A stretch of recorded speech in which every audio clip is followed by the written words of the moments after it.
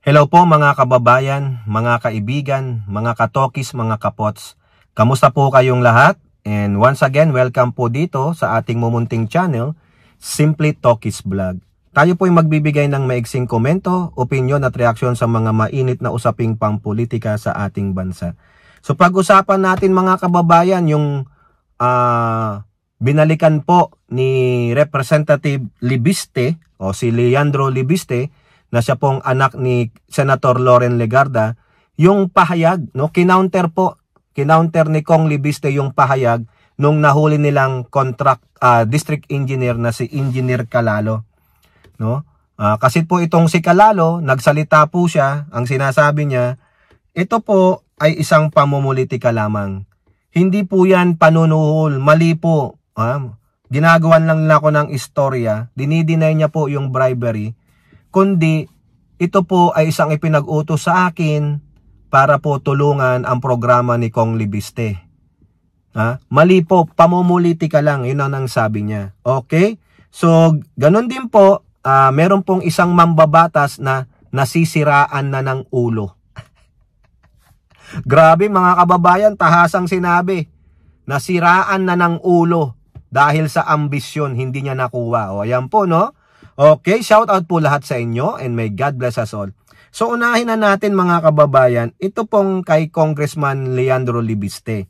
Kasi po, yung nahuli nilang district engineer ng 1st District ng Batangas na si Calalo, Engineer Calalo, yung manunuhol sana ng 360 million kay Congressman Libiste, nagsalita po. Hindi daw po yun bribery.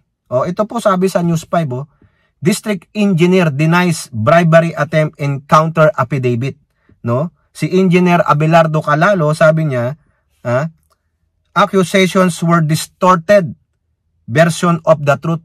Iniiba daw yung katotohanan. Hindi po yun yung katotohanan. Hindi po ako nagbabribe. Nautusan lang po ako na mangolekta ng mga donasyon. May binanggit po siyang pangalan dito si Congressman Jojo Ang. Naku, inchik na naman mga kababayan. Bakit kayo naglalagay ng mga inchik? Ano ang sabi ni Calalo? Quote, I vehemently deny the accusation against me. The same are either contrived or founded on a twisting of the truth and clearly as part of a political agenda. Ayun na naman tayo. Pinopolitika lang daw po siya, kaya tinitwist yung kanyang ginawa.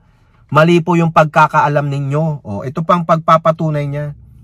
In his counter affidavit, Calalo explained that the money in his possession when he was arrested was a portion of donations which another Solon ordered him to collect. Eto yun. Inutusan daw siya ng isang mambabatas mangolekta ng contributions, donations sa mga kontraktor para ibigay daw po kay Congressman Libiste.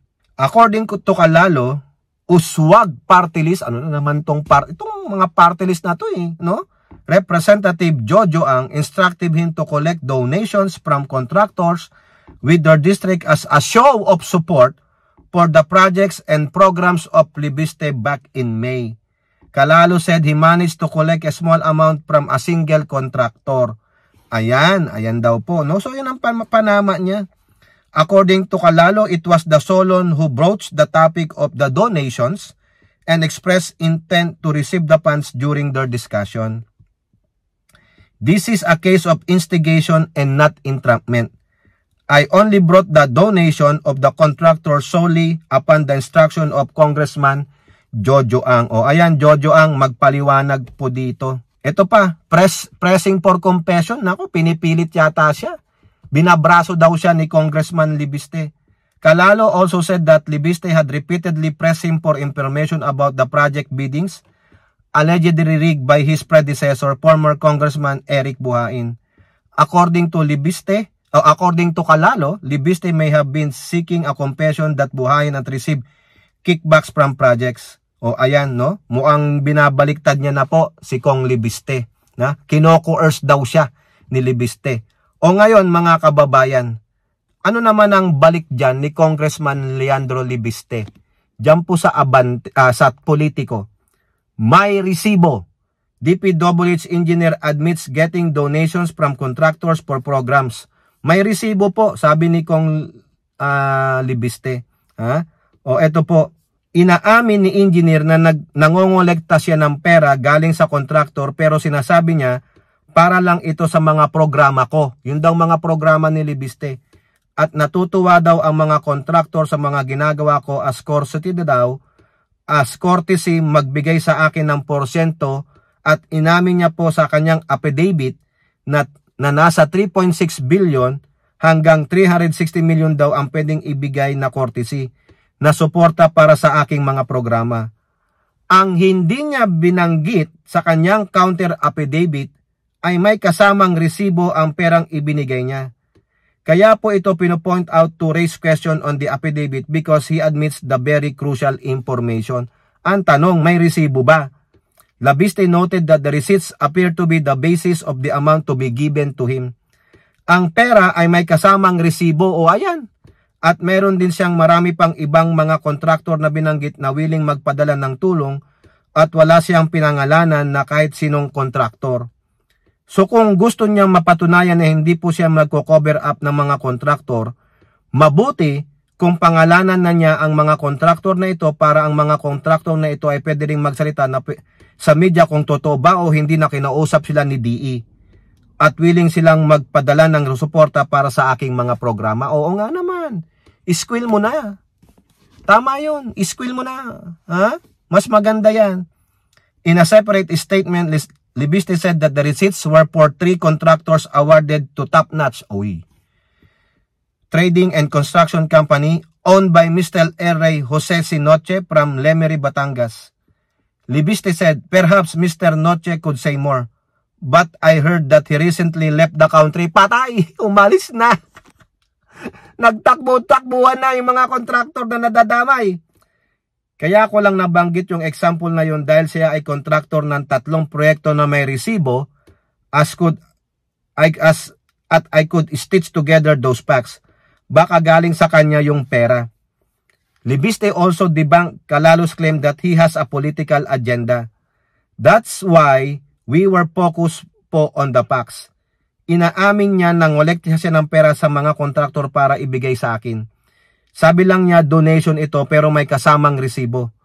At kung sinasabi niya na may political agenda ang pagbubunyag na ito, I would like to think na ang agenda po is linisin natin ang DPWH First District ng Batangas. Correct? O, di ba? Buti pa itong batang mambabatas na ito, may prinsipyo. Good job. Pero sabi niya mukhang tumakbo na po yung may-ari ng Top Notch na si Mr. Emery Jose, si Mr. Jose Noche. Tumakbo na. Parang sabi niya kung pagtatagpi-tagpiin ko, if I may stitch the story, sa kanya galing yung 360 million na sinasabing donations daw. Kayo ba? Naniniwala kayong donation yan? Kung donation yan, sabihin mo na lang, tawag ka, Kong, punta po ako ng opisina nyo, magdo-donate po ako ng cheque. Bakit pera? Cold hard cash. Cheque lang, pwede na eh. Money order, cashier's order, pwede na eh. Cashier's check pala, cashier's check, pwede na eh. At least papakita doon sa munisipyo, o kaya sa meeting nila ng mga councilors. Pakita mo, Kong, punta ka dito sa mayor's office. Mag-meeting tayo, may mga gusto pong mag-donate dito para po isa publiko, walang private event, hindi to tago. Ipubliko natin para alam natin. Kasi may mga natutuwa pong mga tao sa inyong plataforma, gusto po kayong suportahan. Di ba? Mas maganda yon. Hindi. Bakit ka may dalang cold hard cash? Okay, yan ba yung pamumulitika? Sa isip mo lang yon. Okay, next mga kababayan, etong isang mambabatas, sinabihang nasira na ang ulo niya. Nako, wala na. No holds barred na ito mga kababayan. Bastusan na ito mga kababayan. Ayon po dyan sa politiko, sabi, nasira na yung ulo. Garbin, Links, Toby, Tiangco, noise to failure to become speaker, House Appropriation Chair. Ay, patay. Kaya naman pala, totoo ba to? Representative Tiangco. Kung maalala nyo, itong Toby Tiangco na ito po yung campaign manager ng alyansa na hindi maganda ang performance ng eleksyon. Marami pong negative tungkol dito sa pagiging campaign manager ni Toby Tiangco. Ngayon, ano ang siniwalat ng isang rimang babatas? Nasira ng ulo. Kasi ang laki pala ng ambisyon, naging tambalos-los. Ito yung totoo. Sara Duterte, ito yun, sa imong ambisyon, wag kang tambalos-los. May isa po.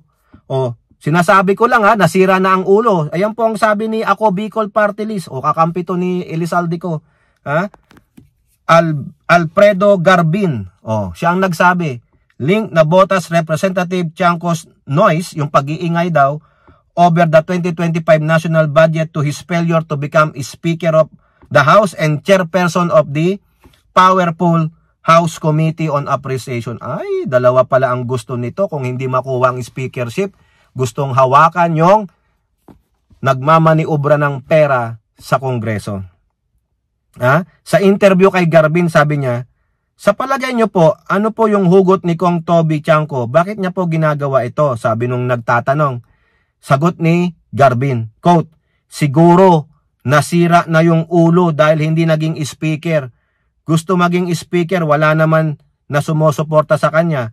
Gustong mag-appropriate chair. Ang appropriate chair kasi pinipresenta yan sa plenaryo in the plenary, it will be voted upon by the majority of the Congress, of the members of the Congress. Wala namang gustong bumoto sa kanya na maging approval chair. So siguro yan siguro ang pinanggagalingan niya. Failure ka pala. Yung pala ang sabi ni Garbin Kaya ka pala nagwawardi-wardi dyan Kaya ka nagwawalwal Sobra ingay mo sa budget ng 2025 Yun naman pala Failed ambition ba? Toby Tiangco, failed Garbin disclosed that Tiangco has 529 million worth of insertions.